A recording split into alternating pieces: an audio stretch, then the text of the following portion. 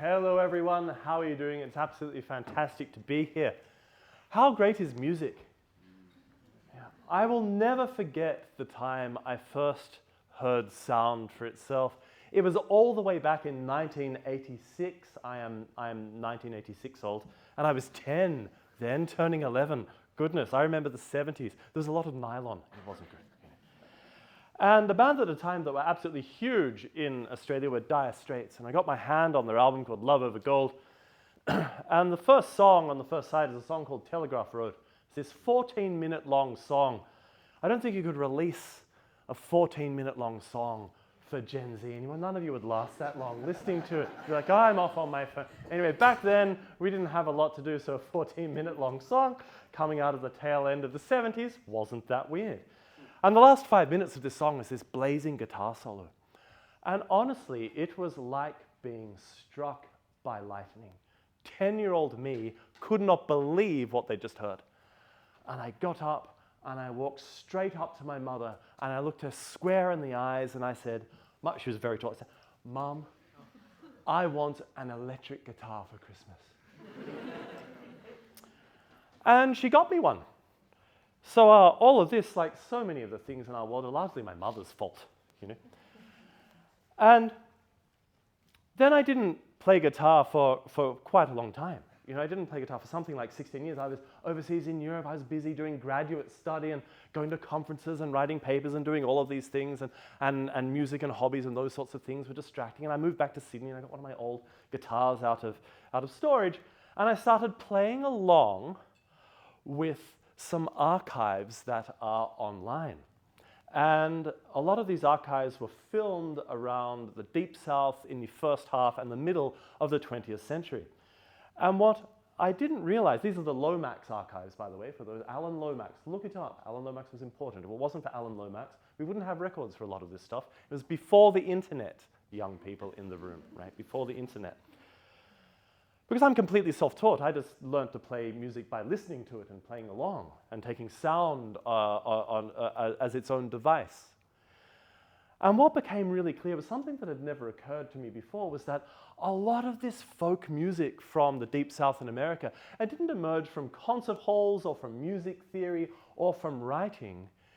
It emerged from the relationship that the musicians had with machines and work. A lot of these songs were songs that emerged around the rhythm of certain patterns of behavior, around the rhythm of the hoe, of the shovel, of the hand pump, and so on. And in particular, a lot of it emerged from the rhythm of the railway boxcars that the musicians used to travel from one town to another around the Blues Trail in the first half of the 20th century in North America.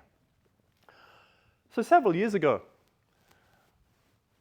my girlfriend Alexandra and I went on a trip all the way down the Mississippi and across the Deep South, and we went to Holly Springs. Holly Springs is ground zero, if you like, Mississippi Hill country blues. R.L. Burnside and the entire Burnside family are from Holly Springs, and this is a railway crossing in Holly Springs. And just think for a moment how many hundreds, if not thousands, of traveling musicians would have traveled past this railway crossing, playing music to themselves or with each other if they were sharing a boxcar as they went past this very scene. Now think also of the rhythm of a rail car, that thunk, thunk, thunk, thunk noise that we know that a train makes. Now, if you're inside a boxcar, and a lot of passenger car, this is an old like freight car, that noise is going to be very loud. It's going to be very hard to ignore. You don't have a lot of choice. You have to play along with it. And there are certain patterns of rhythm that will emerge from that relationship. And if you've ever worried where the shuffling backbeat of blues and rock and roll is really from, it's from traveling musicians sitting in a railway car. And that's why rock and roll sounds like what it does, because of the sound that trains make. Far out, right? Who would have thought? So there I was, sitting up on my bed in the mean streets of South Bondi, playing along to the Lomax archives. And I thought, well, I don't hear many boxcars around Sydney anymore. I mean, what sort of noise do you hear in Sydney? The sort of noises that we hear now are mainly the sound of construction. Huge machines bigger than this room, machines that dig up and devour and shake the earth as they dig the foundations for 50-floor skyscrapers. Now, I encourage all of you to go to the nearest huge construction site and just stand there and listen, because they sound awesome. So I went down to one with a field recorder, went down to a whole bunch. I got in trouble at Barangaroo. He thought I was from the council measuring sound levels. Like, no, it's much worse than that. Right? It's much worse than that.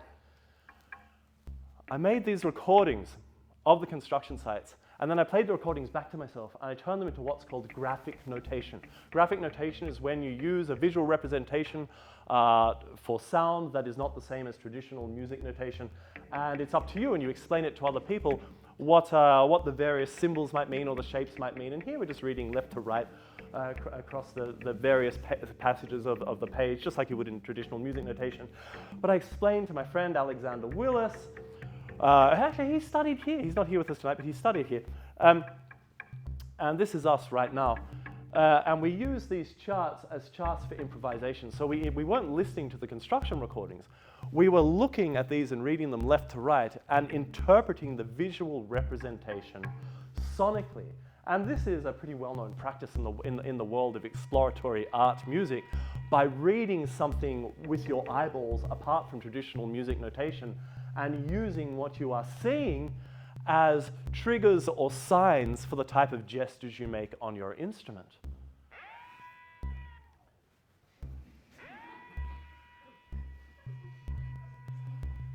Apart from the guitar, the other sounds are being generated by live typed code. The music that Alex is making is coming from a program called Super Collider. He's a hopeless computer geek. He's writing programming code as we speak, coding language, and pressing go, and that is affecting the sound that's being generated through the digital audio workstation and the digital to analog converter. That's what we're hearing. And he's typing this in real time, which is pretty cool. You're playing a programming language like a trumpet, because you're in South Bondi and that's what you do.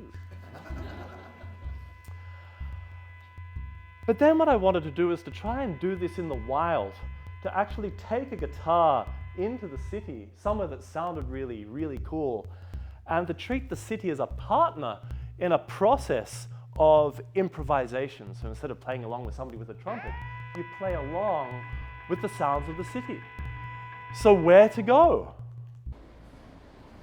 Well, I went to Museum Station in the CBD.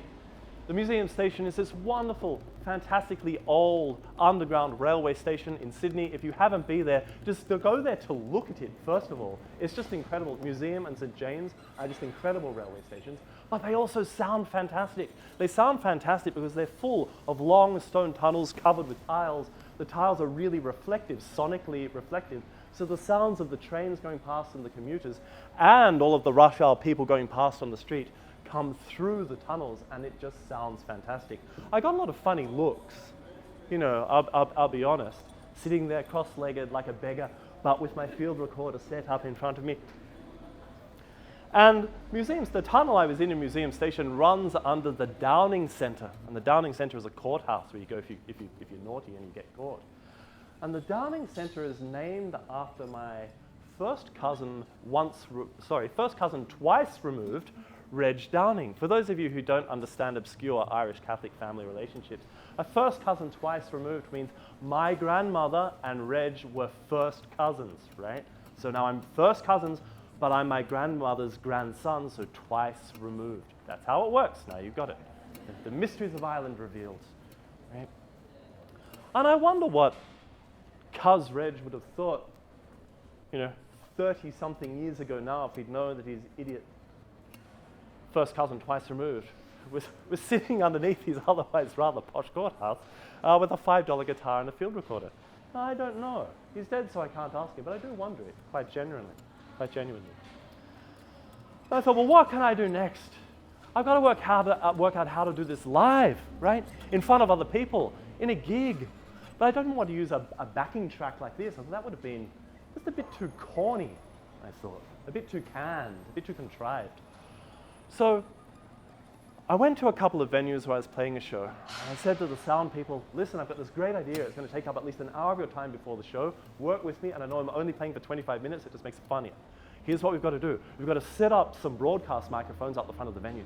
And then we've got to daisy chain together like 85 meters of microphone cable, and then we've got to sticky tape them around on the edge of the venue so nobody trips over, because health and safety is important, and get it all the way into a channel of your mixing desk so that we can pump the music from outside over the PA. And of course, they would have said, why don't you just use a backing track? I said, oh, because that would be really corny and contrived, and it's about the artistic integrity, man. Like, work with me. And like, are you sure? Yes. So I did. And it was around this time that I met Kevin Woolfolk-Shinn. He's an absolutely fabulous artist. He's also an engineer. And I was at an art exhibition at Articulate Gallery on Parramatta Road in Annandale. And there was all this stuff set up, like old valve radios and TVs, a 300-year-old Japanese sword, a British commando dagger, smashed musical instruments hanging from everything, a Norton Commando motorcycle frame that had been turned into a musical instrument. It was just wild. And I asked the owner of the gallery, is the performance going to start? She said, oh, maybe. And this guy came down the stairs, and he's like 80 years old, and he starts playing the guitar with the sword, but really gently, like really delicate shards of glass falling from the sky. It was just incredible. This goes on for about 20 minutes, and he ends up lying on the ground of the gallery, stabbing the commando dagger between his fingers, and he cuts his hand open really badly, and then he writes his name in big letters on the gallery floor in his own blood.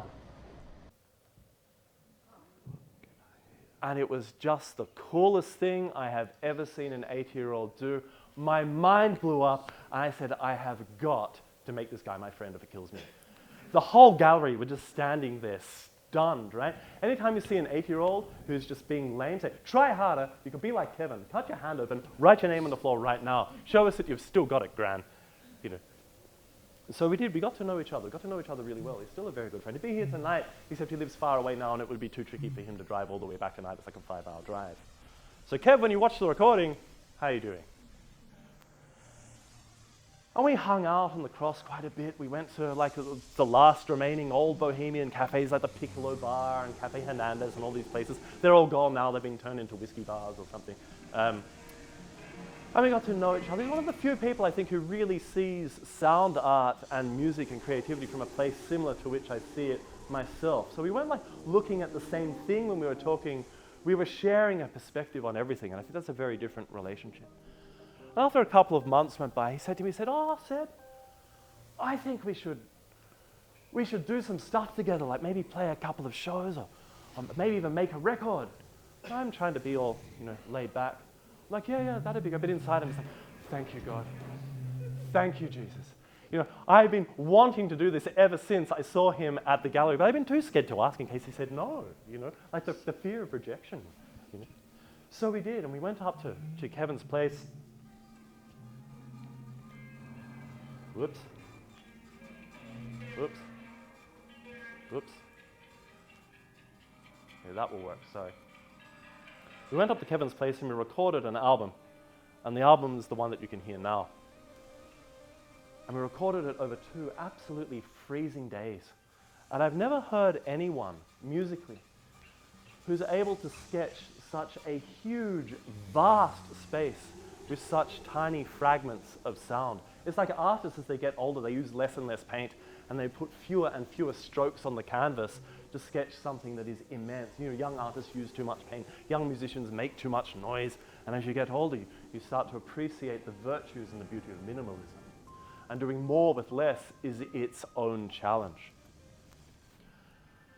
So many of us wander around, cities and landscapes, looking at things and taking photos of them. What I would really like to encourage everybody to do is to not just look at places, but listen to them. And just this city has so many wonderful sonic spaces. The most amazing one is so big that I think it passes us by all the time. It's probably the single biggest structure in the city, and it's the Sydney Harbour Bridge. you should go to the north side of the Sydney Harbour Bridge and go underneath it. And it is absolutely the most fabulous sonic environment that I've ever heard in my life, because on the north side, there's this massive sonically reflective tile, that paved area, and it's at the lowest point where the railway and the cars pass over, and it sounds like this. I went down there with the field recorder and guitar when my brother was visiting from America. He lives in the Deep South too. And he played a hand railing with a stick, and I played my guitar. But it was the bridge who is the real star. I mean, it steals the show. But this isn't representational, you know. A lot of music is about something. You know, it's a song with lyrics and it's about something. It's a painting and it's of a tree. And you know, when you take your dad or something to the art gallery and you're standing in front of an amazing abstract work, perhaps like Bill Rose's semi-abstract, this painting here called Construction, that until recently was hanging up at the Art Gallery of New South Wales. Now it's in storage again. It's a crime. Write letters, complain. Okay. And you take your dad to the art gallery and they stand in front of something and you go, right, so what does it mean? He's like, oh, God, okay. Because that question betrays an assumption that it has the sort of meaning that is about something. It's the sort of meaning that is making a statement or a declaration. But so much of what is meaningful in our lives, it doesn't really come from inside of that space of reasons. It's not a statement. It's not something that has been reasoned towards and then presented to somebody else for assessment.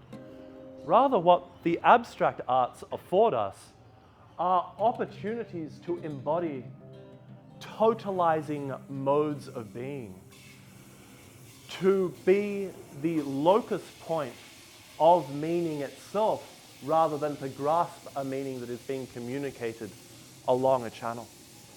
So my request to all of you, and it's very sincere, when you leave this evening and when you go home, instead of just looking around, and if you've got headphones on, just take them off. Try closing your eyes if you can without tripping over, you know, at the appropriate times. And instead of looking all around you, just listen all around you. Because the world that is there, just waiting to be discovered, if we attend to it, is like nothing else. And that's why music and sound are cool. So thank you for listening.